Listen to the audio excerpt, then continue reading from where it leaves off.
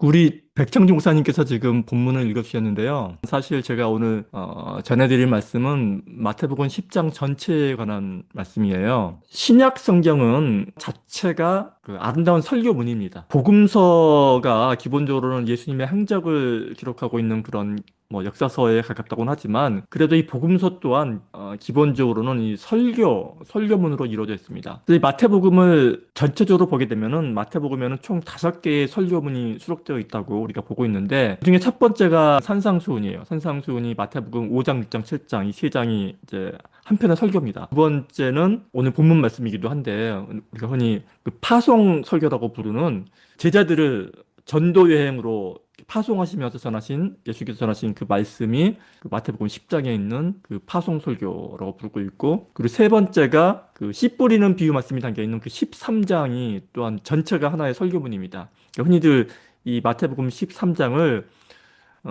천국에 관한 설교 말씀이라 해서 이 천국장 이렇게 부르기도 합니다. 그러니까 천국장 말고요. 먹는 청국장 말고 천국, 예, 천국. 그리고 이 네 번째 설교도 이 제자들에게 전하는 그 메시지라고 해야 되나 제자 설교라고 따로 이제 이름을 붙이기도 합니다. 마지막 다섯 번째가 종말에 관한 종말 설교. 그래서 이제 마태복음에 커다랗게 5개의 설교 말씀이 이게 들어있다. 그렇게 보는데 오늘 저희가 함께 살펴볼 말씀은 그 중에서도 마태복음 10장에 우리가 흔히 이제 파송 설교라고 불리우는 그 예수님의 가르침이죠.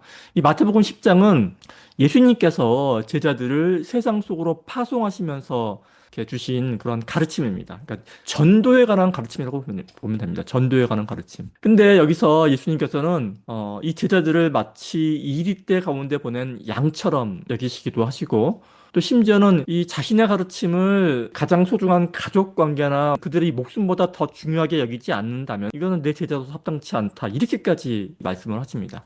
아니, 제자들을 이 전도 여행길, 그 험한 전도 여행길로 파송하는 이 뜻깊은 시간에 왜 하필이면 예수님께서는 그 제자들에게 조금이라도 힘이 되는 그런 위로와 격려의 말씀 대신에 왜 이렇게까지 강하게, 심하게 말씀을 하셨을까요? 그래서 오늘은 그 이유에 대해서 한번 깊이 있게 살펴보도록 하겠습니다. 만약 오늘 이 부분이 이해가 되신다면은 우리는 예수님께서 우리에게 전하시고자 하시는 그 전도의 의미에 대해서 보다 깊이 있게, 보다 심층적으로 깊이 있게 이해할 수 있는 그런 기회를 가질 수 있게 될 것입니다. 바꿔 말씀드리자면은 이 전도라는 것이 우리가 흔히 알고 있는 것처럼 단순히 교회에 나와서 예수 믿으라라는 그런 메시지가 아니라 교회에 나와서 예수 믿으면 구원받고 천국에 갈 수 있다라는 그런 소식을 전하는 것이 전도의 개념이 아니라 어찌 보면은 이 전도라는 것은 우리가 이 본능적으로 가장 소중하게 여기는 것들을 우리 스스로가 기꺼이 내려놓게 만드는 그런 이상하고도 유상한 메시지를 전하는 것이 바로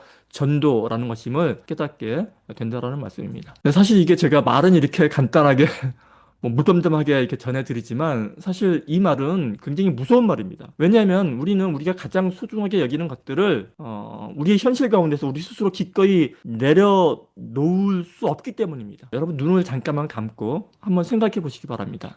지금 이 순간 여러분이 여러분 인생에서 가장 소중하게 여기는 것들을 한번 생각해 보시기 바랍니다. 물건일 수도 있고 아니면은 관계나 사람일 수도 있습니다. 그러니까 생각만 해도 흐뭇해지고 입가에 미소가 지어지는 그런 모든 것들을 한번 떠올려 보시기 바랍니다. 그리고 죄송하지만 정말로 죄송하지만 그 머릿속에 떠올린 그 소중한 것들을 누군가가 정말 무참히 짓밟고 깨부순다고 한번 상상해 보세요.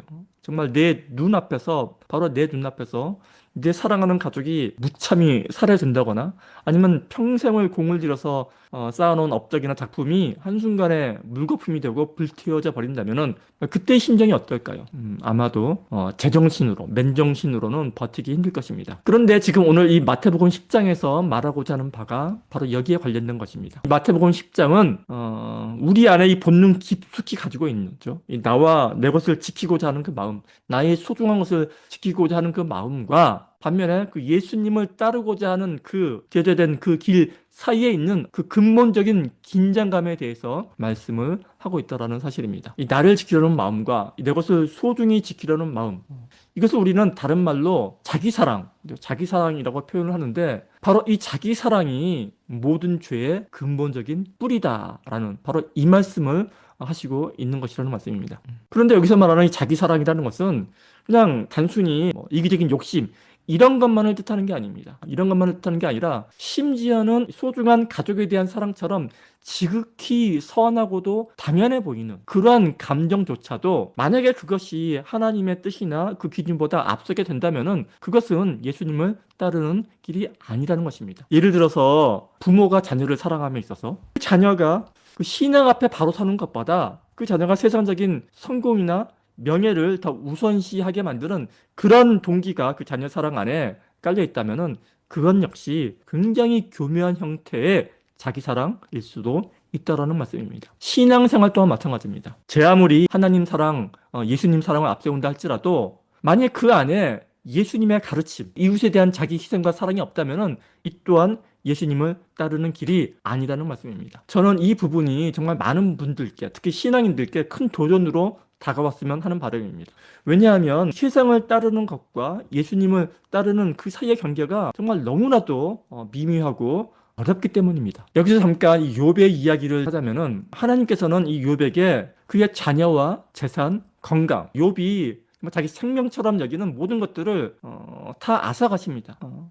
이 성경 욥기는 이 모든 것을 하나님께서 일부러 그렇게 계획하셨다고 기록하고 있습니다. 그러나 그렇게 함으로써 역설적으로 욥이 하나님을 사랑한다 하면서도 그동안 얼마나 자신이 가진 모든 소유한 모든 것들을 얼마나 뿌리 깊게 사랑하고 또한 의지하고 있었는지를 하나님보다 더 사랑하고 의지하고 있었는지를 스스로 깨닫게 하셨다라는 것입니다. 그리고 그 욥기에서 욥이 겪는 이 고난의 과정 그 자체가 하나님께서 직접 설계하신 욥의 구원 과정의 일부였다라는 말씀입니다. 참 아이러니하죠. 우리가 겉으로 보기에는 너무나 고통스럽고 또한 이해하기 힘든 모습일지라도 더 큰 안목에서 내려다보게 되면은 우리를 자기 사랑이라는 그 좁고 견고한 자기만의 성에서 벗어나도록 이끄시는 하나의 과정이라는 것입니다. 욥기뿐만이 아니라 요한복음 12장 25절에 자기 생명을 사랑하는 자는 잃어버릴 것이요. 여기서 말하는 이 자기 생명이라는 게 단순히 자기 목숨 이거 하나만을 가리키는 것이 아닙니다. 여기서 말하는 이 자기 생명이라는 것은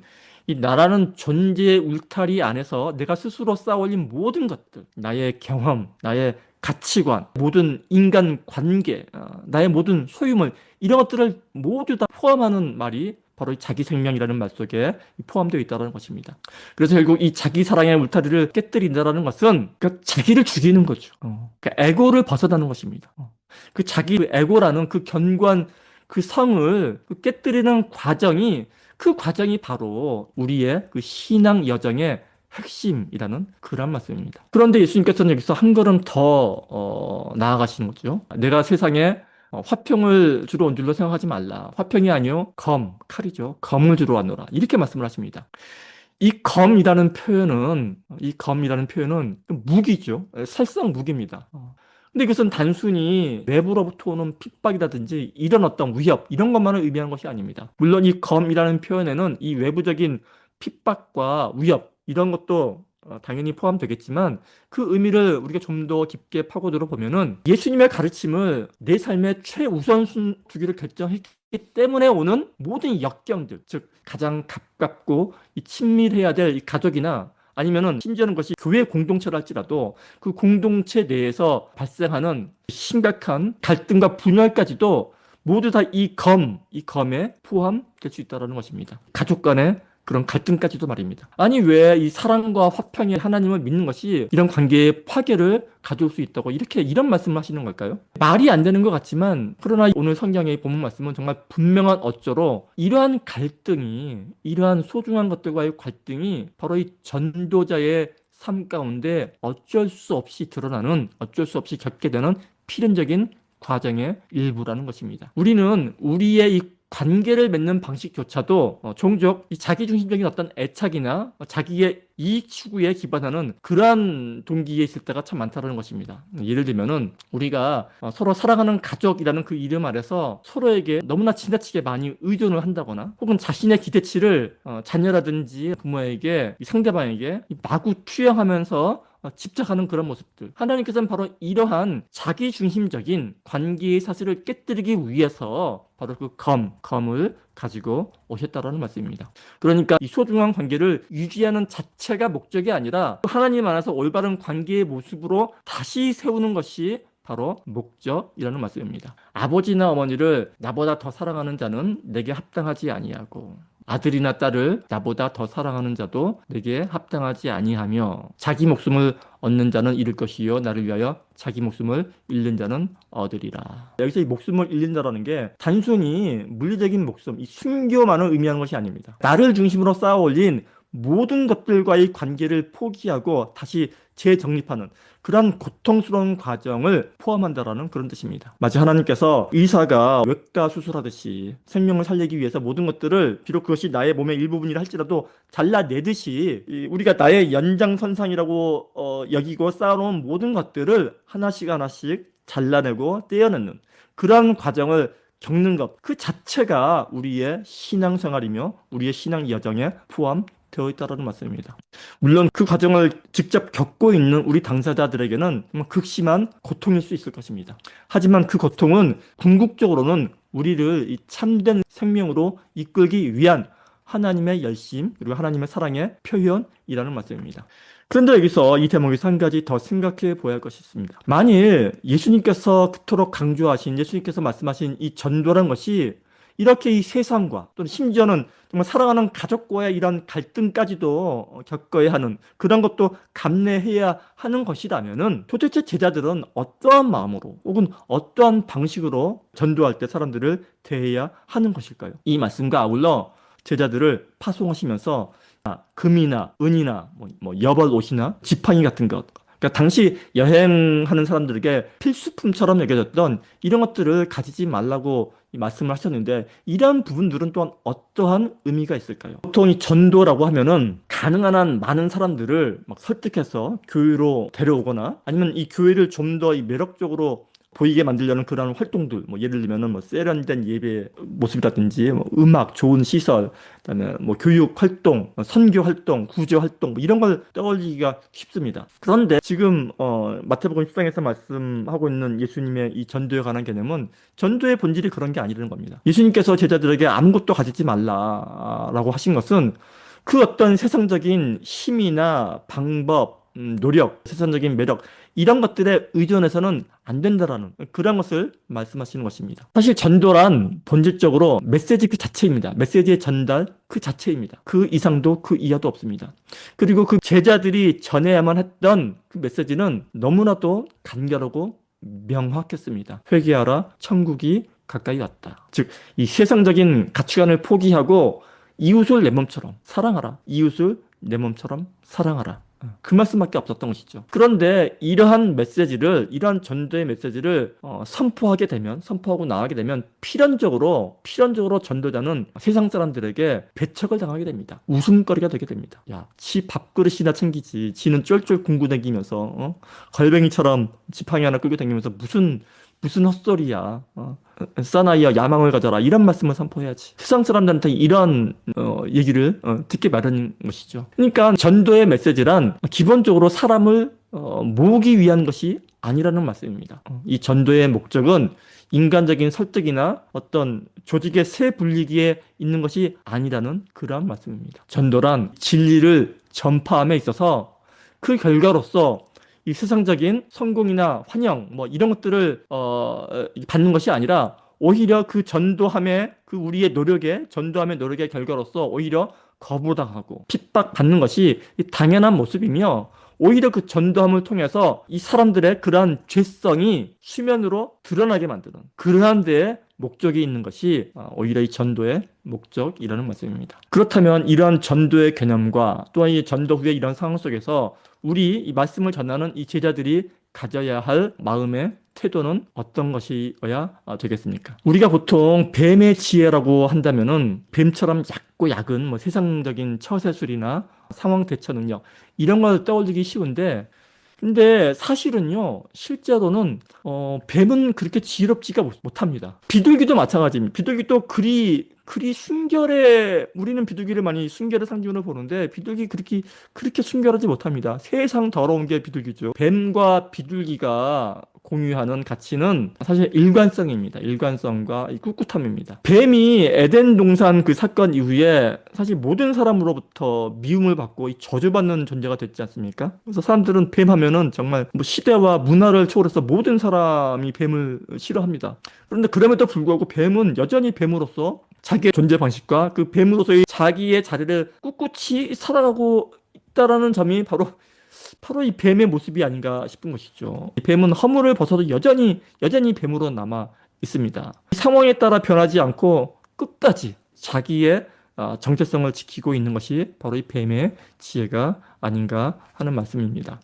이 비둘기의 순결함 또한 무슨 뭐 깨끗하고 이런 것보다는 비둘기 하면 대표적으로 우리가 떠올릴 수 있는 게 노아의 방주에서 까마귀하고 비둘기를 날려보냈을 때 까마귀는 무리를 떠나서 다시 안 돌아오죠. 안 돌아오는 이유가 까마귀는 죽은 시체들, 그 물에 떠다니는 죽은 시체들 위에 세상 썩어질 것들에 마음에 빼앗겨서 뜯어먹느라고 그 돌아오지 않았지만 비둘기는 그 못 먹으니까 쉴 곳을 찾지 못하고 다시 노아에게 돌아오지 않습니까? 그러니까 비둘기의 순결함이라는 것은 아무리 어렵고 힘든 상황, 그 물이 가득한 그런 세상 속에서도 그런 세상적인 가치나 이 죽은 시체 위에 눈을 돌리거나 타협하지 않고 오로지 이 자신에게 맡겨진 그 사명에 충실한 그러한 모습을 말한다라는 것입니다. 결국 이 뱀 같은 지혜와 이 비둘기 같은 순결함은 이 둘 다 이 세상적인 방식에 물들지 않고 끝까지 이 자신의 정체성을 지키라는 그러한 동일한 메시지를 다른 각도에서 강조하는 그러한 말씀이라는 것입니다. 결국 핵심은 어떠한 상황 가운데서도 자신의 정체성, 그러니까 정체성이라 하면 우리는 양이죠. 이 양의 정체성을 잃지 않아야 한다는 것을 말한다고 볼 수 있다는 것입니다. 제 말씀이 길어졌는데 이상의 말씀을 통해서 요약해 보자면은 진정한 전도란 제자도의 실천이다.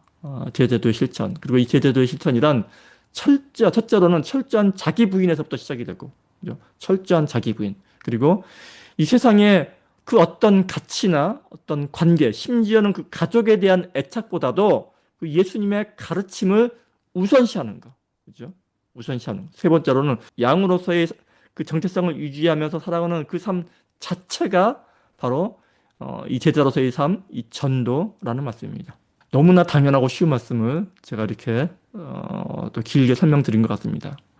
원래 하나님 말씀은 그렇습니다. 설교라는 건 그렇습니다. 특별히 어려운 말씀이 아니고요. 정말 당연하고도 똑같은 말씀을 정말 일관성 있게 꿋꿋하게 꾸역꾸역 다시금 이렇게 선포하는 것이 바로 설교가 아닐까 합니다. 우리가 함께 기도하시면서 오늘 설교를 마치도록 하겠습니다. 함께 기도하시겠습니다.